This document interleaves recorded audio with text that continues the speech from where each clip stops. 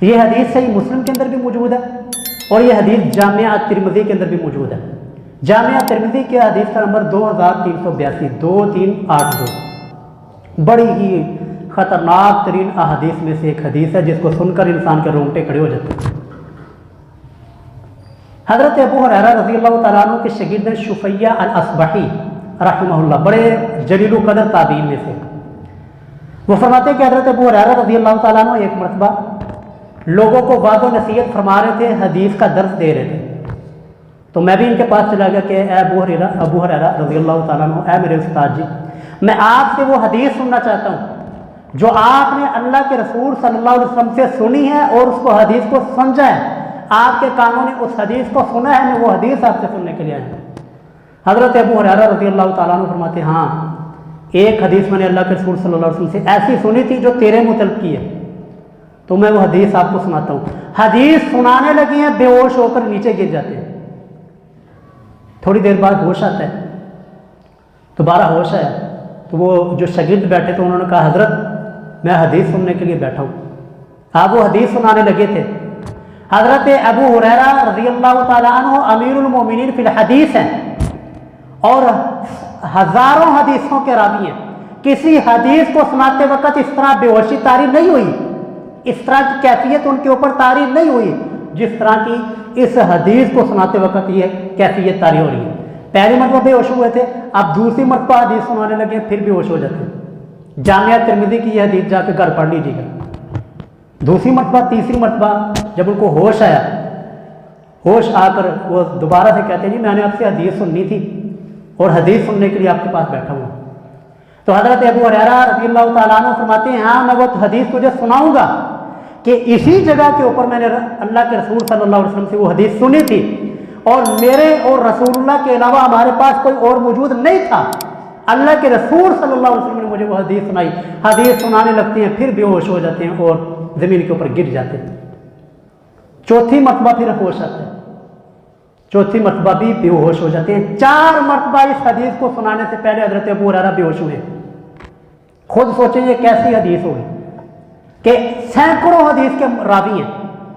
بہت سی حدیثیں لوگوں کو سنائی ہیں، سب سے زیادہ اگر احادیث کی کتابوں کے اندر حدیثیں موجود ہیں تو حضرت ابو ہریرہ رضی اللہ تعالیٰ عنہ کی، لیکن یہ کیسی حدیث ہے کہ جس کو سنانے سے پہلے 4 دفعہ بے ہوش ہو رہے ہیں، تو اندازہ لگا لیجیے حدیث کیسی ہوگی۔ پھر چوتھی مرتبہ جب وہ ہوش میں آئے، راوی کہتے ہیں کہ ان کے اوپر پانی کے چھینٹے ڈالے گئے، ان کو ہوش لایا گیا، وہ فرمایا اے ابو ہریرہ اپنے دل کے اوپر ہاتھ رکھ کر ہمیں وہ حدیث سنا دیں، ہم بیٹھے ہوئے ہیں آپ کی حدیث سننے کا انتظار کر رہے ہیں۔ حضرت ابو ہریرہ رضی اللہ تعالیٰ عنہ فرماتے ہیں کہ بھائی وہ حدیث یہ ہے کہ اللہ رب العالمین، اب یہاں سے آپ نے سنی، شروع والا چیز آپ نے نہیں سنی ہوئی۔ حضرت ابو ہریرہ فرماتے ہیں کہ اللہ قیامت کے دن اپنے بندوں کو فیصلے کے لیے اللہ فیصلہ فرمائے گا تو اللہ 3 بندوں کو پہلے سامنے لائے گا، قاری قرآن، شہید اور سخی، تینوں کو اللہ کھڑا کرے گا، ہاں جی میں نے قاری قرآن کو کہے گا میں نے، اللہ فرمائیں گے تجھے قرآن کا علم دیا تھا، بتا تو نے قرآن پاک کا کیا حق ادا کیا؟ وہ کہے گا یا اللہ میں نے دن کو بھی پڑھا، رات کو بھی پڑھا، تیرے قرآن کی تعلیم لوگوں کو دی ہے، قرآن کا ترجمہ اور تفسیر لوگوں کو بتایا سکھایا ہے۔ اللہ فرمائیں گے کذبتا، بڑا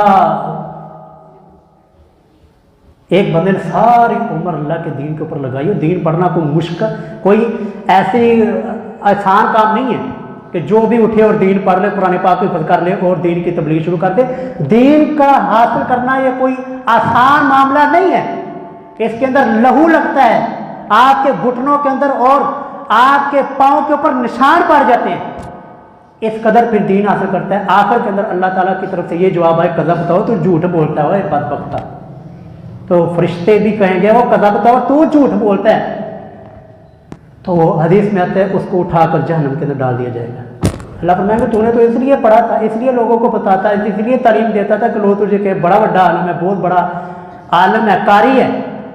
لوگوں کو دکھانے کے لیے کیا، لوگوں نے کہہ دیا بس اب جا میری طرف سے، تیرے پاس کوئی اجر نہیں ہے۔ شہید کو لایا جائے گا جس نے اللہ کی راہ میں اپنی جان دی ہے، سخی کو لایا جائے گا جس نے اپنا مال دیا ہے، اللہ تعالیٰ تینوں کا سے یہی کہے گا کہ تم نے جھوٹ بولا ہے، تم سب دنیا کے اندر یہ اس وجہ سے کرتے رہے ہو کہ تمہیں لوگ بڑا عالم، بڑا سخی اور بڑا شہید، بڑا بہادر کہیں، لوگوں نے کہہ دیا میرے پاس تمہارے لیے کوئی اجر نہیں۔ تو اسی طرح حدیث میں تھے اول من یسجر من النار، ان لوگوں سے سب سے پہلے جہنم کی آگ کو بھڑکایا جائے۔ جب وہ حدیث کے راوی حدیث سن کر حضرت امیر معاویہ رضی اللہ تعالیٰ عنہ کے پاس جاتے ہیں، ان کو حدیث سناتے کہ یہ ہونا ہے، ایسے معاملہ اللہ کے رسول صلی اللہ علیہ وسلم نے بیان فرمایا۔ تو حدیث میں آتا ہے کہ حضرت امیر معاویہ رضی اللہ تعالیٰ عنہ اتنا روئے حتیٰ ظننا انہ ہالک، حتیٰ کہ ہم نے کہا اب نہیں یہ بچیں گے، اس طرح رو رہے اب یہ بچیں گے نہیں، اب یہ فوت ہو جائیں گے۔ تو اس طرح کی یہ روایت ہے کہ جو بندہ لوگوں کو دکھانے کے لیے عمل کرتا ہے، اللہ کی رضا اس کے اندر شامل نہیں ہوتی، اس کا انجام یہ ہونا ہے۔ جس نے ساری عمر، ایک نے ساری عمر دین کے اندر لگائی ہے، ایک نے اللہ کی راہ میں جان دی ہے، سب سے زیادہ قیمتی چیز، ایک نے اللہ کی راہ میں مال دیا ہے، لیکن نیت ٹھیک نہیں، تو انجام اس کا جہنم اور جہنم کی آگ ہے، اور سب سے پہلے ان لوگوں کو ڈالا جائے گا۔ تو اس لیے سب سے پہلے اپنی نیت درست کرنے کی ضرورت ہے۔ نیت درست ہونے کے ساتھ ساتھ اپنا عمل یہ درست ہونے کی ضرورت ہے، اپنا عقیدہ اور اپنا دل یہ درست ہونے کی ضرورت ہے۔